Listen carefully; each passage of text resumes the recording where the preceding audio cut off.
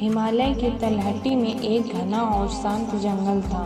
उसी जंगल के बीचों बीच एक प्राचीन आश्रम था, जहाँ केवल एक ही व्यक्ति निवास करता था, साधु देवराज। देवराज बचपन से ही वैराग्य की ओर झुक गए थे। परिवार, मोह माया सब कुछ छोड़कर उन्होंने अपना जीवन तपस्या और ध्यान में समर्पित कर दिया था। वे घंटों एक ही मुद्रा में बैठते, ध्यान लगाते, प्रकृति से संवाद करते। वे कहते थे, जिसने मन को जीत लिया वही सच्चा विजेता है। लेकिन जीवन की परीक्षा कभी सीधी नहीं होती।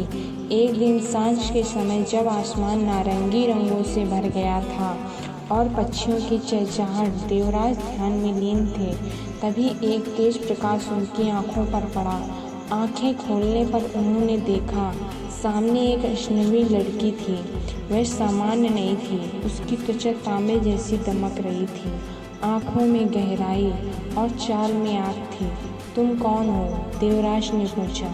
लड़की मुस्कुराई और बोली, मेरा नाम अन्वी है। मैं आग की आत्मा हूँ।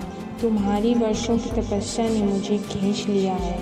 देवराज को विश्वास नहीं हुआ। आग की आत्मा?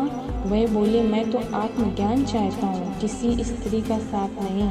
अन्वी धीरे धीरे उनके पास आई और बोली, यही तो तुम्हारी परीक्षा है।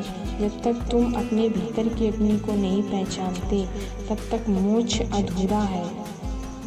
उस रात देवराज ने ध्यान लगाया, लेकिन पहली बार उसका मन भटक गया। अन्वी की छवि उसकी आंखों के सामने बार बार आती रही।